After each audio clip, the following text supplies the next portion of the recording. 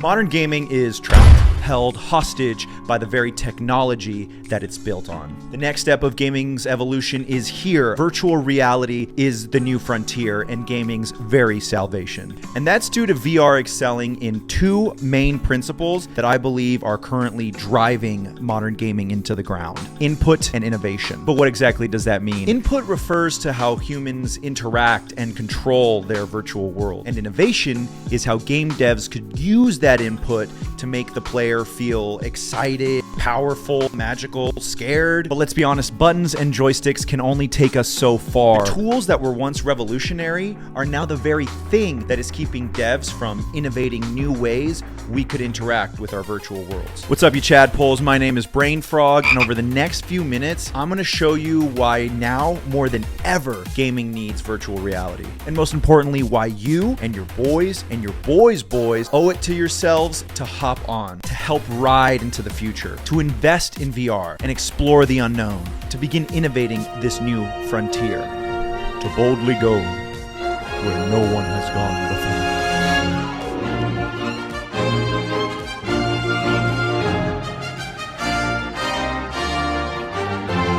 I really think that the apex of what gaming could be is the holodeck from the show Star Trek. This was a place where you could just go anywhere, be anyone, do anything. The only limit to it is your imagination. And we've seen that aspect throughout various sources of media, but this is the real world. The only thing that limits our imagination here is our technology. Controllers and keyboards only offer a limited number of inputs, and we've explored all the ways that a human could use those inputs to interact with a flat screen. It is time to move forward, to take a leap of faith, because games evolve. They need to evolve. Before the home computer, games were limited. War was fantasized by moving little pieces across a wooden board. Eventually, arcades sprung up, and then you could now move left, right, up, or down to slash your enemies. But by the dawn of consoles, we had created expansive 3D spaces that you could explore with just the movement of a joystick. More importantly, you could do this at home. It had become so intuitive that you could pay respects to a fallen soldier with the click of a button. We had innovated a fresh and exciting way to experience new scenarios. For example, I remember the snow mission in Modern Warfare 2, where you alternate the left and right triggers to use Soap's left and right hand. And at that time, it felt so real, so intuitive. I'm doing this, I'm climbing this mountain. And I mean, that stuck with me. I thought that, that's what gaming is until 2016. Until the day I walked into a Best Buy and tried the Oculus for the first time, and I played a game called The Climb. If you're not familiar with the game, it's basically a simulator of the opening of Mission Impossible 2. And something as simple as mountain climbing on a flat screen suddenly becomes this intense, stomach-churning experience when you're in VR. That feeling of being able to look down and know that at any moment you could slip and fall and you could see the height you were at. I mean, it tricks your brain. That's the purpose of it, right? It tricks you into thinking, oh my God, this is real, I'm gonna die. Your body thinks you're at serious physical risk, your heart starts elevating and your fingers start twitching, and as you reach for the next handhold, you're shaking and you fall and your heart freaks out and your mind doesn't know what to do, and you think you're falling, you think you're dying. That's exactly what I experienced, and honestly, it changed my life. Because I'd never felt something so real before in a video game. That ability of that game, something so simple, to cause a lapse of judgment in my brain, to make me feel fear, moments like that, my sweet, tender little Chadpoles, is what I call gameplay innovation. Okay, that story was fun. But before we can really see how VR is innovating gaming right now, we need to talk about the state of modern gaming and answer why it needs innovation in the first place. From the moment the computer was created, almost instantaneously, Pong showed us a super simple way we could interact with our new virtual world. Over time, computer systems got more and more complex. Games like Doom popularized the first-person shooter. 10 years later, Halo and Call of Duty had perfected it. They'd pioneered new mechanics and gameplay staples that have become the core of every FPS today. Now, now, 10 years later, what other innovations can we say we've seen? Every new piece of content is just regurgitated items of the past. Gameplay innovation has come to a screeching halt. It's sad, even the games that are being revered right now are being praised for their completeness, not any advancements in gameplay. To make matters worse, I'm sure you've seen that even this, having a complete game, is controversial at this point. Then that leads me to the main proponent as to why we have a lack of innovation, which is proven success. You know, gaming's a huge industry. Like, they're not just games anymore. They're not just fun little programs. They're like movies. And much like what we're seeing in Hollywood, gaming has gotten so expensive that investors aren't willing to risk gameplay innovations anymore. They demand reliance on proven success, piggybacking off of established fan bases and tested gameplay models. Because it seems like the only thing left for devs to push are slightly better graphics. And in my humble opinion, we're fucking there. They got mocap on lock. And when every single game looks phenomenal, the only thing left is gameplay. I mean, look at Minecraft, a game that didn't push any graphical boundaries, but cemented its relevance due to its incredible gameplay design. And right now, the VR landscape is Minecraft. See, it's right there. And until the market is there for companies to just jump in and start making profit, those companies are just not going to invest any time into VR.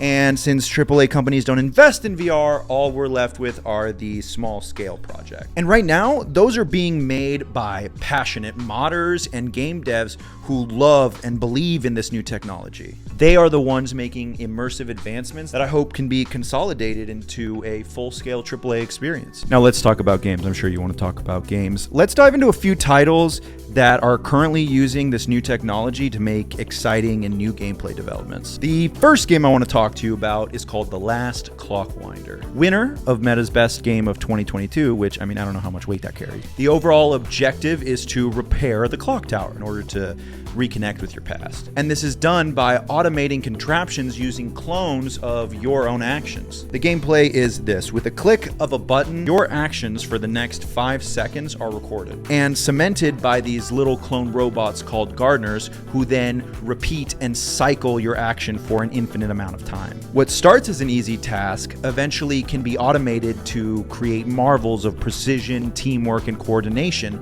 For example, like one of the first missions has you take an apple and put it in a bucket. And then in order to move on to the next room, you need 500 apples. So instead, you plant a few more apples to increase your output. This quickly becomes a puzzle in how to most effectively and rapidly get all of your apples into your bucket. Soon, you'll be getting knives and structures and hitting bells, making recordings of yourself grabbing and tossing items across the room to a future version of yourself. Because now you have to run to the other side, press record again, and then catch all the things that you previously threw to yourself. Gameplay like this is something I'd never seen before. It like messes with time and it forces you to think in a new way. You can only do that sort of game with the limitless freedom of one-to-one human movement. And without it, this game wouldn't have been possible. Now let's touch on a few more things in VR games that has me like super excited. The new Horizon game, for example, is making full use of the PSVR 2's like eye tracking, letting you navigate menus and aim arrows exactly where you're looking. Or a game like Synapse, a roguelite that has the best use of telekinesis I've ever seen, or much rather I've ever felt. The game lets you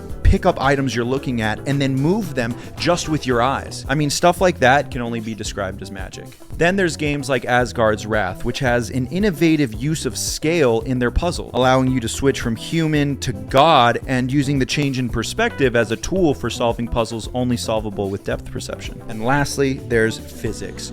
Lone VR and Echo VR, RIP, not only pioneered using the word echo in their VR space games, but also zero grav movement. Their games give you the actual feeling of what it's like to grab and push your way through environments, allowing your brain to think about a movement in a new and abnormal way. Or do we even speak about it? Smash hit that is Gorilla Tag. More popular with the children's, for sure. But can you imagine walking into an EA office and then pitching them a video game based on tag? No extras, no Game Pass, no cosmetics, maybe some cosmetics, just tag. You would be ridiculed, tarred, feather, forced to work on the new Assassin's Creed game or something, I don't know. But that's just the thing that Lemming created. A fun and unique style of movement that complemented the game of tag so well in VR. I mean, the game would never work on console, but it was a success, and it rose to prominence based purely off of creativity and passion. And something else I want to talk about that's like truly next gen is the use of AI in video games, a technology with unfathomable potential. Now, I think AI in video games deserves its own video, and I'll probably make it, maybe. No, we'll make it. But for now, I just want to quickly touch on what's currently happening. Like the current experiments of what's happening with ChatGPT and Skyrim, which, if you're unfamiliar, people have found a way to connect ChatGPT to Skyrim NPCs, allowing you to ask text-based or voice-based prompts, have ChatGPT analyze it, and then respond back, which basically is limitless conversation. Granted, this technology is in its infancy, and sure, it can be done in flat screen just through text, but VR takes this one step further, allowing the NPC to recognize your gestures, and then it can react to your own gestures. I just can't wait when we get to a point where you could walk into a room in VR, see an NPC, walk up to them, and ask to shake their hand. And guess what? They'll move and shake my hand. And if they don't shake my hand, then I'll make a quick save, and then you know what happens from there. Don't you agree? I don't know, even just something like beating a hard boss and being able to like high five your NPC teammates would be sick. Imagine giving like Dom from Gears of War a hug. That's the kind of place I want to live in. And all of these options are possible in VR. Now here's the thing, I can go on and on and on about all the awesome things VR has to offer. And you know what? I think I will, because this channel will be dedicated to talking all things VR. More importantly, I want to talk about the creative advancements VR devs are making and what each new step means for the future of gaming.